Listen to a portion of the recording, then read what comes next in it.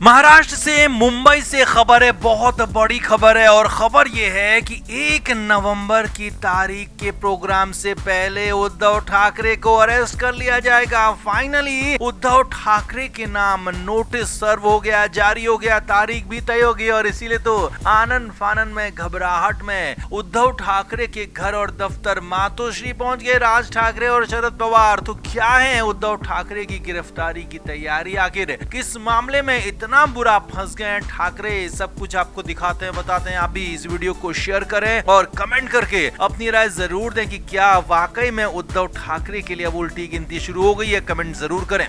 तो 1 नवंबर को महाराष्ट्र के मुंबई में महाविकास अघाड़ी और मनसे के साथ विपक्ष के नेता सत्याचार महामोर्चा निकालने जा रहे हैं। एक बड़ा प्रदर्शन होने वाला है मुंबई में विपक्ष का। और इस प्रदर्शन में यूबीटी यानी कि उद्धव ठाकरे की पार्टी, राज ठाकरे की पार्टी एमएनएस और शरद पवार की पार्टी एनसीपी एसपी के साथ ही विपक्ष के तमाम नेता और पार्टियां मौजूद रहेंगी और यहाँ पर प्रदर्शन बड़ा होगा। लेकिन उद्धव ठाकरे इसी 1 नवंबर वाले प्रोग्राम से ठीक पहले फंस गए हैं। और फंसे किसमें हैं? अपने ही करीबी यानी कि अपने ही मेंटोर शरद पवार के एक गलती कहें या शरद पवार के एक एक्शन कहें, उसने ऐसा फंसा दिया उद्धव ठाकरे को कि गिरफ्तारी की बात आ गई। और ये बात है भीमा कोरेगांव मामला। जी हाँ, भीमा कोरेगांव मामले की जांच कर रही महाराष्ट्र सरकार के 2 सदस्यीय आयोग ने शिवसेना यूपीटी के प्रमुख उद्धव ठाकरे को नोटिस जारी कर दिया है और दस्तावेज प्रस्तुत करने वाली मांग की याचिका पर जवाब नहीं देने पर यह तक कह दिया कि क्यों न आपके खिलाफ वारंट जारी कर दिया जाए। जी हाँ, वारंट का मतलब ये होता है कि आपको अरेस्ट कर लिया जाएगा। और यही नहीं, पूरा का पूरा मामला ये सब तब हुआ है जबकि 2020 में प्रकाश अंबेडकर ने दावा किया था कि तत्कालीन मुख्यमंत्री उद्धव ठाकरे थे तो उन्हें शरद पवार ने कुछ दस्तावेज सौंपे थे। और जो 2018 में घटना के वक्त के मुख्यमंत्री थे देवेंद्र फडणवीस, तो उनके खिलाफ कुछ आरोप लगाए गए थे। तो उन आरोपों के संबंध में वो दस्तावेज हैं, यानी कि ये दस्तावेज उद्धव ठाकरे के पास हैं, शरद पवार ने दिए हैं, देवेंद्र फडणवीस के खिलाफ हैं। और ये बातें बताई हैं प्रकाश अंबेडकर ने। और इन्हें आयोग के सामने रखने के लिए उद्धव ठाकरे को पहले भी 2 मौकों पर नोटिस जारी किए गए हैं। आयोग ने यह भी कहा कि नोटिस तामील होने के बाद भी उद्धव ठाकरे ने अब तक इस पर कोई जवाब नहीं दिया, कोई बात तक नहीं कही है। लेकिन अब फाइनली यहाँ पर एक तरह से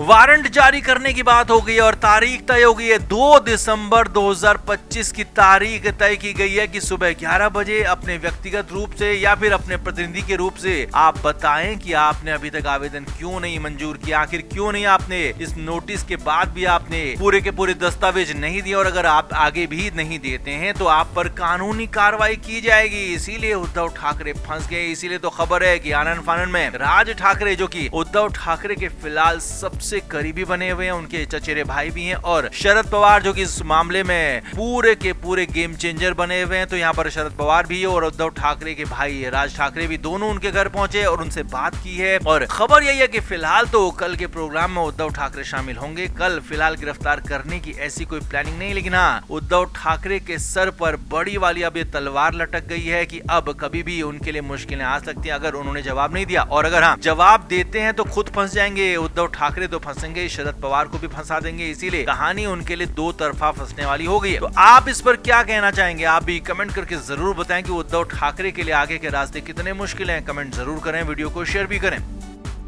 तो उद्धव ठाकरे फिलहाल महाराष्ट्र में बीएमसी चुनाव की तैयारी कर रहे हैं। तो एशिया की सबसे बड़ी म्युनिसिपल कॉर्पोरेशन यानी कि बीएमसी बहुत ज्यादा बड़ा एक संगठन माना जाता है, जहां पर जिसको भी पार्टी को मौका मिलता है वो बहुत बड़ा मौका माना जाता है। इसीलिए तो बीएमसी चुनाव में हर एक फैसला, हर एक प्लान सटीक तरीके से बनाया जा रहा है। हालांकि बाकी निकायों, बाकी शहरों में भी चुनाव होंगे, लेकिन मुंबई खास है। इसीलिए तो उद्धव ठाकरे गुट की तरफ से प्लान बताया गया। अब सूत्रों के मुताबिक खबर है कि बीएमसी चुनाव में शिवसेना का ठाकरे गुट यानी कि उद्धव ठाकरे की पार्टी नए चेहरों को प्राथमिकता देने की बात कह रही थी। उद्धव ठाकरे ने खुद मीटिंग में प्लान सामने रखा कि इस बार 60 साल से ज्यादा उम्र के नगर सेवकों को इस बार मौका नहीं मिलेगा। जी हाँ, इसके बाद तो भारी उथल पुथल मच गई। हालांकि कुछ देर संजय राउत और आदित्य ठाकरे ने लोगों को समझाया, बुझाया और कहा कि एक बार प्लान आप सुन लीजिए और उसके बाद आप बात करिए। लेकिन वहाँ पर कहाँ कोई प्लान सुनने को तैयार था। बमुश्किल सभी को रोका गया, समझाया गया कि एक बार प्लान सुन लीजिए। अब उसके बाद उद्धव ठाकरे ने अपना प्लान आगे बताया। उद्धव ठाकरे के मुताबिक यहाँ पर 60 साल से ज्यादा उम्र के नगर सेवकों को इस बार उम्मीदवार नहीं बनाया जाएगा और ज्यादा से ज्यादा युवा कार्यकर्ताओं को टिकट दिए जाएंगे और यहाँ तक कि 70% उम्मीदवार नए चेहरे होंगे, साफ बात बताई गई। और यही नहीं, यहाँ पर एक बात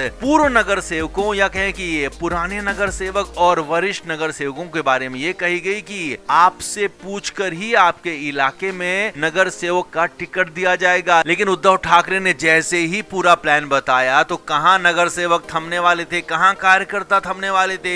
एक दो नहीं बल्कि 50 से ज्यादा उद्धव ठाकरे की पार्टी के नेता इस पूरे प्लान पर भड़क गए। साफ साफ कह दिया कि हमने इतने लंबे समय से आपकी पार्टी का साथ नहीं छोड़ा है। कई सारे लोग जाकर शिंदे गुट में शामिल हो गए, लेकिन हम आपके साथ रहे और अब उस वफादारी का आप हमें यही नाम दे रहे हैं कि हमारा टिकट ही काट रहे हैं, हमको टिकट नहीं दे रहे हैं और हमारे बजाय कुछ ऐसे लोगों को टिकट देना चाहते हैं जो बाहर से आएंगे और जो आपके पसंदीदा होंगे। यही नहीं, उद्धव ठाकरे की तरफ से यहाँ पर समझाने की कोशिश की गई कि आपके ही लोगों को टिकट दिया जाएगा, आपके ही करीबियों को टिकट दिया जाएगा। बस यहाँ पर साफ साफ बात ये बताई गई कि युवा सेना को प्राथमिकता दी जाएगी। जी हाँ, लेकिन नेता कार्यकर्ता कहाँ मानने वाले थे। संजय राउत समझाते समझाते थक गए, आदित्य ठाकरे समझाते रहे, अरविंद सावंत समझाते रहे, सिरसाट समझाते रहे, लेकिन मानने को तैयार नहीं हुई। यहाँ तक कि बगावत हो गई। जी हाँ, कई सारे लोगों ने कह दिया कि अगर इस पूरे प्लान को लागू किया गया तो हम पार्टी में नहीं रहेंगे। जी हाँ, बगावत तक हो गई। सूत्रों के मुताबिक तुरंत इस पर जवाब मांग लिया कि आप इस प्लान को तुरंत वापस लो, नहीं तो इस पर बड़ा विवाद हो जाएगा, इस प्लान को पूरी तरह से खारिज किया जाए। हालांकि उद्धव ठाकरे इस प्लान को पूरी तैयारी के साथ लेकर आए थे। उद्धव ठाकरे का प्लान तो यही था कि सबके सामने एक बार इसको फ्लोट किया जाएगा और उसके बाद आगे धीरे धीरे इसे लागू किया जाएगा। लेकिन यहाँ पर तो सिर मुड़ाते ही ओले पड़ गए, यानी कि उद्धव ठाकरे के प्लान बताते ही नेता कार्यकर्ता भड़क गए, भिड़ गए। हालांकि उद्धव ठाकरे की तरफ से मामले को संभाला गया, कहा गया कि अभी फिलहाल ऐसा कुछ नहीं है, फिलहाल हमने आपके सामने ये प्लान रखा है, अभी इसे लागू किया जाएगा या नहीं किया जाएगा ये बात अभी कंफर्म नहीं है। यानी कि तुरंत ही उद्धव ठाकरे यू टर्न पर भी आ गए। लेकिन जो भी है, उद्धव ठाकरे के प्लान बताते ही यहाँ पर बगावत हो गई, नेता कार्यकर्ता तुरंत भड़क गए, लड़ने लगे। अब देखना यही होगा कि उद्धव ठाकरे इस बार बीएमसी चुनाव में किस तरह की रणनीति अपनाते हैं। क्या पुराने नगर सेवकों को टिकट मिलते हैं या फिर नयों को टिकट मिलते हैं, ये देखने वाली बात होगी। और अगर नयों को मिलता है तो फिर उद्धव ठाकरे को अपनी पार्टी में पुराने नेताओं को, पुराने कार्यकर्ताओं को थामना मुश्किल हो सकता है। तो आप इस पर क्या कहेंगे, आप भी कमेंट करके जरूर बताएं, वीडियो को शेयर भी करें।